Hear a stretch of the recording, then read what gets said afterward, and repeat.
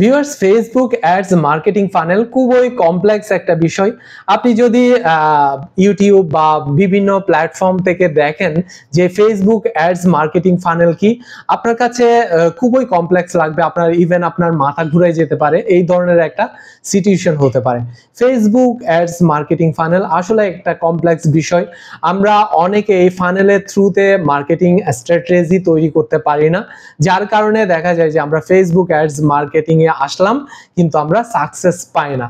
কিন্তু আমি আপনাকে চ্যালেঞ্জ দিয়ে বলতে পারি, যদি আপনি মার্কেটিং ফানেলটা, ফেসবুক অ্যাডস এর মার্কেটিং ফানেলটা পারফেক্টলি যদি আপনি অবলম্বন করেন, তাহলে আপনি অবশ্যই 100% সাকসেস পাবেন। প্যাশেন্স রাখতে হবে।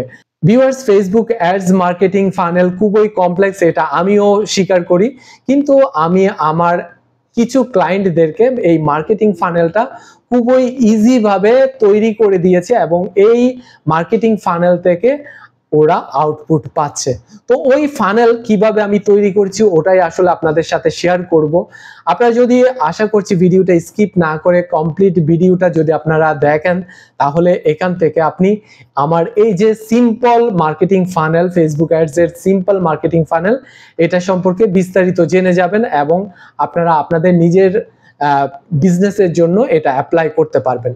তো ভিউয়ার্স দেখেন, আমরা যখন কি করি, আমরা যখন ফেসবুক অ্যাডস এর থ্রুতে কোনো প্রোডাক্ট সেল করতে যাই, প্রথমেই আমরা কি করি, আমরা মার্কেটিং ফানেল বুঝি না, আমরা কিচ্ছু বুঝি না। ফেসবুক অ্যাডস এ এসে প্রোডাক্ট নিই, প্রোডাক্টের ছবি, প্রোডাক্টের ভিডিও তৈরি করে খুব ভালো মানের একটা ভিডিও তৈরি করলাম, বা অনেক টাকা খরচ করে একটা স্ট্যাটিক ব্যানার তৈরি করে অ্যাড দিয়ে দিলাম, অ্যাড চলছে, কোনো রেজাল্ট নাই। দেখেন ভিউয়ার্স, ফেসবুক অ্যাডস ফানেল কি? এই অ্যাডস ফানেলটা, ফানেল তো আপনারা জানেন, ফানেল হচ্ছে একটা আসলে ইমেজে যেটা দেখছেন সেটাই হচ্ছে ফানেল। এটাই হচ্ছে ফানেল। ফানেল বিভিন্ন জায়গাতে ইউজ হয়। তো এই মার্কেটিং এর ক্ষেত্রেও এই ফানেলটা তৈরি হয়। ফানেলের উপরের অংশ যেটা দেখছেন এটা হচ্ছে top of the funnel. Top of the ফানেলকে আমরা টফু বলি সংক্ষেপে। এই টপ অফ দ্য ফানেল হচ্ছে একটা বিশাল অডিয়েন্স। ধরেন আপনি কোনো প্রোডাক্টের অ্যাড দিবেন, তখন কিন্তু আপনি বিশাল একটা অডিয়েন্স পাচ্ছেন। ধরেন পুরো বাংলাদেশের যা অডিয়েন্স আছে, যারা ফেসবুক ইউজার আছে, তাদের সবাইকে চাইলে আপনি আপনার ফানেলে আনতে পারেন। আপনার যে প্রোডাক্ট পারচেস করাতে চাচ্ছেন এই ফানেলে আনতে পারেন। কিন্তু না, এটা না, আমরা পুরো অডিয়েন্সকে, পুরো বাংলাদেশের অডিয়েন্সকে আমরা টার্গেট করব না, কারণ আমাদের তো বাজেট নেই, আমাদের বাজেট অল্প। তো আমরা কি করব, আমাদের যে প্রোডাক্ট, আমাদের যে নিশ বিজনেস নিশ, সে অনুযায়ী আমরা আমাদের কাস্টমারের একটা কাস্টমার পার্সোনা বানাবো। পার্সোনা অনুযায়ী বলতে আমরা বুঝি কাস্টমারের একটা ক্যারেক্টারিস্টিক, আমাদের কাস্টমার কি হতে পারে। আমার ধরেন একটা মোবাইল ফোন, একটা প্রোডাক্ট, এই মোবাইল ফোনের কথা যদি বলি, তাহলে আমরা কিভাবে কাস্টমার পার্সোনাটা বানাতে পারি, সেটা হচ্ছে আমার এই মোবাইল ফোন ইউজ করবে 25 থেকে 40 বছর বয়সের লোকজন। তাহলে এটা আমরা একটা ক্যারেক্টারিস্টিক পেয়ে গেলাম। তারপর আমরা চিন্তা করব এটা জেন্টসরা নিবে না লেডিসরাও নিতে পারে, সেটাও আমরা একটা ক্যারেক্টারিস্টিক নিতে পারি। তো আমাদের এই যে মোবাইল ইউজার যারা আছে, মোবাইল ফোন ইউজার, তারা কি ধরনের ইন্টারেস্ট বিলং করে, যেমন হতে পারে যে কুল গ্যাজেট, আপনি ইন্টারেস্ট সার্চ করলে কুল গ্যাজেট পাবেন। তারপর ওরা প্রথম আলোকে ফলো করছে কিনা, প্রথম আলোকে আপনি ইন্টারেস্ট হিসেবে নিতে পারেন। আপনি নিতে পারেন গ্রামীণ ফোনকে। এই ধরনের ইন্টারেস্ট এবং বিহেভিয়ার, এগুলো আপনি বিবেচনা করে আপনাকে কাস্টমারের বায়োটা বানাতে হবে। বানানোর পর আপনি কি করবেন, আপনি ওই কাস্টমার গুলোকে টার্গেট করে টপ অফ দ্য ফানেলে অ্যাড ক্যাম্পেইন তৈরি করবেন। দেখেন এখানে কি আছে, টপ অফ দ্য ফানেল আছে, তারপর আছে হচ্ছে মিডল অফ দ্য ফানেল মফু, এরপর হচ্ছে আপনার বটম অফ দ্য ফানেল। এই যে ফানেল দেখছেন, ফানেলের যে উপরের অংশ, এটা বিশাল একটা বড় অংশ। এই বড় অংশতে আমরা ধরেন 1 লাখ অডিয়েন্সকে টার্গেট করে আমরা এই ফানেলের মধ্যে নিয়ে আসব। এনে আমরা যে সুচালু অংশটা নিচের দিকে আছে, এই সুচালু অংশতে আপনার ধরেন 1 লাখ অডিয়েন্সকে আমরা আমাদের টার্গেট করে কাজ করছি, ফানেলের মধ্যে দিয়ে আমরা আনবো। এনে বটম অফ দ্য ফানেলে আমরা ধরেন 3000 বা 4000 অডিয়েন্সকে শুধু আমরা পাবো। এই বটম অফ দ্য ফানেলে যে অডিয়েন্স গুলো আছে, এগুলোই হচ্ছে আমাদের কাস্টমার। এরাই আমাদের কাছ থেকে আমাদের এই প্রোডাক্টটা পারচেস করবে। তো এই সম্পূর্ণ বিষয়টা করার জন্যই আপনার এই ফানেল স্ট্র্যাটেজিতে যেতে হবে। তো ফানেল স্ট্র্যাটেজিতে যাওয়ার জন্য আমরা কি করলাম, আমরা একটা আমাদের কাস্টমার ক্যারেক্টারিস্টিক, কাস্টমার বিহেভিয়ার এগুলো বিবেচনা করে একটা কাস্টমার পার্সোনা বানিয়ে নিলাম। বানিয়ে নিয়ে আমরা প্রথমে কি করব, আমরা প্রোডাক্ট সেল করব। হ্যাঁ, আমরা আমাদের প্রোডাক্ট সেল করব, এটাই আমাদের টার্গেট। কিন্তু আমরা ইনিশিয়াল স্টেজে কোনো সেলস ক্যাম্পেইন ক্রিয়েট করব না। আপনি যদি সেলস ক্যাম্পেইন ক্রিয়েট করেন তাহলে কি হতে পারে, এক্ষেত্রে অনেক সমস্যা হতে পারে। সেটা হচ্ছে আপনার ফেসবুক আপনার সম্পর্কে জানলো না, আপনার ব্র্যান্ড সম্পর্কে জানলো না, আপনার প্রোডাক্ট সম্পর্কে জানলো না, আপনার বিজনেস সম্পর্কে জানলো না। এক্ষেত্রে আপনাকে ব্যান করে দিতে পারে, আপনাকে ফেসবুক অ্যাড অ্যাকাউন্ট থেকে ব্যান করে দিতে পারে। তারপর আরো অনেক কিছু হতে পারে। তো এই ক্ষেত্রে আপনাকে আগে ফেসবুক অ্যাডসে ফানেল যেটা আমরা বলছি সেখানে আপনাকে অ্যাওয়ারনেস ক্যাম্পেইনে যেতে হবে। অ্যাওয়ারনেস ক্যাম্পেইনে গিয়ে আপনি 1 লাখ লোককে, সাপোজ আপনি 1 লাখ অডিয়েন্সকে যদি আপনি দেখান, তো এই ক্ষেত্রে অ্যাওয়ারনেস অ্যাডসে আপনাকে যেতে হবে। অ্যাওয়ারনেস অ্যাড ক্রিয়েট করে আপনি আপনার যে ব্র্যান্ড আছে, আপনার যে বিজনেস আছে, এটাকে আপনি পরিচিতি করাচ্ছেন কাদের কাছে, আপনি পরিচিত করাচ্ছেন আপনার অডিয়েন্সদের কাছে, 1 লাখ অডিয়েন্সদের কাছে। সবাইকে টার্গেট করার দরকার নেই, 1 লাখ অডিয়েন্সকে আপনি টার্গেট করে অ্যাড ক্যাম্পেইন তৈরি করেছেন, সেটা হচ্ছে অ্যাওয়ারনেস ক্যাম্পেইন। এই অ্যাওয়ারনেস ক্যাম্পেইন যদি আপনি ভিডিও অ্যাড হয় তো সেক্ষেত্রে অনেক ভালো হয়। তো এই অ্যাওয়ারনেস ক্যাম্পেইন আপনি ধরেন 1 মাস চালালেন, 1 মাস অ্যাওয়ারনেস ক্যাম্পেইন চালিয়ে এরপর আপনি একটা ডেটা পাচ্ছেন যে আপনার অ্যাডটা কারা দেখছে। তো আপনি যারা দেখছে, ধরেন আপনার 1 লাখ দেখেছে, আপনি 10 লাখকে টার্গেট করেছেন, 1 লাখ দেখেছে। তো এরা কি হলো, এরা আপনার টপ অফ দা ফানেলে আসছে, মানে আপনার টপ অফ দা ফানেল দিয়ে ঢুকছে আপনার এই অডিয়েন্স গুলো। এরপর এটা আপনাকে মিডল অফ দা ফানেলে কাজ করতে হবে। মিডল অফ দা ফানেলে গিয়ে কি করবেন, মিডল অফ দা ফানেলে আপনাকে আপনার যে অডিয়েন্স গুলো আছে, টপ অফ দা ফানেলে যে অডিয়েন্স গুলো পেয়েছেন, এইগুলোকে আপনার মিডল অফ দা ফানেলে এনে এদের যে ইন্টারেস্ট, এই ইন্টারেস্টটা আপনার তৈরি করতে হবে। তো এই ক্ষেত্রে কি হতে পারে, আপনি আবার অ্যাড রান করবেন। অ্যাড রান করবেন, সেটা হতে পারে video ad. Video ad run করে আপনি কি করবেন, আপনার কিছু ডেটা কালেক্ট করতে হবে। আপনার অডিয়েন্স যারা আছে তাদের মধ্যে যারা মিডল অফ দা ফানেলে ইন্টারেস্ট দেখাচ্ছে, তাদের কিছু ডেটা আপনার নিতে হবে। তো ডেটাটা তো অডিয়েন্স আপনাকে এমনি এমনি দিবে না, সেক্ষেত্রে অবশ্যই আপনাকে লিড ম্যাগনেট ইউজ করতে হবে। লিড ম্যাগনেট বলতে আমরা জানি, আমার আগের ভিডিওতে আপনারা দেখেছেন হয়তো লিড ম্যাগনেট কি, আমি ডিটেলস বুঝিয়েছি। লিড ম্যাগনেট হচ্ছে সোজা কথায় আপনাকে কোনো গিফট অথবা কোনো ফ্রিবি বা যে কোনো কিছু আপনাকে ফ্রিতে দিতে হবে। আপনি যখন কাস্টমারের কাছে ডেটা চাইবেন তখন কিন্তু কাস্টমার আপনাকে খুব ইজিলি ডেটা দিয়ে দিবে না। তো মিডল অফ দা ফানেলে আমরা একটা অ্যাড ক্যাম্পেইন ক্রিয়েট করলাম, স্ট্যাটিক ব্যানার হতে পারে অথবা হতে পারে video ad campaign. Video ad campaign যদি হয় তাহলে সবচেয়ে বেটার হয়। ভিডিও অ্যাড ক্যাম্পেইন ক্রিয়েট করে আমরা আমাদের অডিয়েন্সকে আমাদের ওয়েবসাইটে নিয়ে গেলাম, ওয়েবসাইটে নিয়ে গিয়ে বলছি যে এখানে তুমি তোমার ডেটা দাও। সেটা হতে পারে যে কোনো লিড ফর্ম থাকতে পারে আমাদের ওয়েবসাইটে, সে সাইন আপ করলো আমাদের ওয়েবসাইটে। সাইন আপ করবে তো এমনি এমনিতেও সাইন আপ করবে না, আপনাকে ইমেল, ফোন নাম্বার অডিয়েন্সের সাথে এমনি এমনি দিবে না।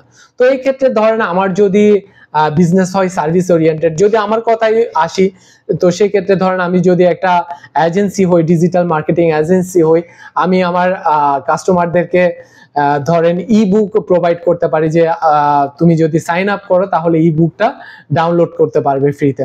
অথবা হতে পারে যে আমি আমার কোনো সফটওয়্যারের দেখা যাচ্ছে যে একটা ট্রায়াল করতে দিচ্ছি, যদি আমাকে ডেটা দেয়, আমার লিড ফর্মটা যদি ফিল আপ করে। এক্ষেত্রে আপনার যদি প্রোডাক্ট হয়ে থাকে তাহলে প্রোডাক্টেরও আপনি কিন্তু অনেক কিছু দিতে পারেন লিড ম্যাগনেট হিসাবে। সেটা হতে পারে আপনি ট্রায়াল প্যাক দিতে পারেন আপনার প্রোডাক্টের, অথবা কোনো স্পেশাল অফার দিতে পারেন। আপনার যদি রিয়েল এস্টেট বিজনেস হয় তাহলে রিয়েল এস্টেট বিজনেসে আপনি বিভিন্ন লোকেশন ওয়াইজ যে আপনাদের প্রজেক্টগুলো চলছে, ওই প্রজেক্টগুলোতে আপনার কাস্টমারকে দেখানোর জন্য আপনি ফ্রি ট্রান্সপোর্ট অ্যালাউ করতে পারেন। এগুলো আপনার লিড ম্যাগনেট হতে পারে। তো এইভাবেই কিন্তু আপনি কাস্টমারের ডেটা লিড ম্যাগনেটের থ্রুতে কাস্টমারের ডেটা নিতে পারেন।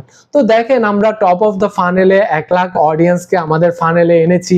ফানেলে এনে আমরা কি করছি, আবার ওই 1 লাখকে আবার নতুন একটা ভিডিও অ্যাড ক্যাম্পেইনের থ্রুতে আমরা কি করলাম, আমাদের 1 লাখ অডিয়েন্সকে দেখাচ্ছি এবং দেখি ওখান থেকে আমরা ডাটা কালেক্ট করলাম, মানে লিড ফর্ম ফিল আপ করালাম বা অন্য কোনো এতে ডাটা কালেক্ট করলাম 3000 অডিয়েন্সের। তো মিডল অফ দ্য ফানেলে আমরা 3000 অডিয়েন্সের ডাটা পেয়েছি। তো 3000 ডাটা পাওয়ার পর এখন আমরা বটম অফ দ্য ফানেলে চলে যাব। বটম অফ দ্য ফানেলে হচ্ছে মেইন গেমটা শুরু হবে, এখানেই আমরা সেল করা শুরু করব।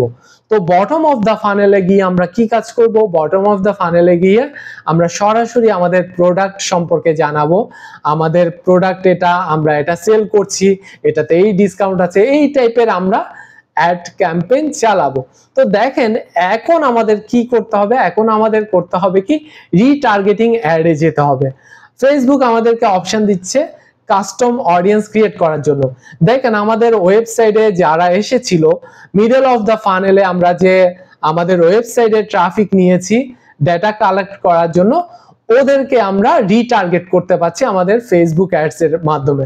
কিভাবে? দেখেন মিডল অফ দ্য ফানেল আমরা একটা ভিডিও অ্যাড ক্যাম্পেইনের কথা বলেছিলাম। ধরুন ওই ভিডিও অ্যাডটা আমরা 1 মাস চালিয়েছিলাম ওই ক্যাম্পেইনটা। তো 1 মাস চালানোর পর আমরা যে 3000 কাস্টমারের ডাটা পেলাম, এই ডাটাটা আমরা ফেসবুক অ্যাডস এ সিএসভি ফাইল আকারে ডাটাটা ইনপুট দিচ্ছি। সেক্ষেত্রে আমাদের অ্যাডটা ফেসবুকে যে ডাটা দেওয়া আছে ওই কাস্টমারদেরকে, ওই অডিয়েন্সদেরকেই বারবার দেখাবে। দেখেন ভিউয়ার্স, আমরা জানি আমরা কোনো একটা পোস্টে ক্লিক করলে ওয়েবসাইটে যাই, ওয়েবসাইটে যখন আমরা যাই ওই ওয়েবসাইটের ওনার কিন্তু বারবার আমাদেরকে ওই প্রোডাক্টের অ্যাড দেখায়। এটা কি জন্য? এটা হচ্ছে ওই অ্যাডভার্টাইজার কিন্তু আমাদেরকে রিটার্গেট করে, সেই জন্য আমরা ওই অ্যাডটা বারবার দেখি। ঠিক সেম কাজটাও আমরা এখানে বটম অফ দ্য ফানেলে আমরা এই কাজটাই করব। আমরা যে ডাটাটা পাচ্ছি এই ডাটাটা সিএসভি ফাইল আকারে আমরা আমাদের ফেসবুক অ্যাডস প্ল্যাটফর্মে দিয়ে দিব।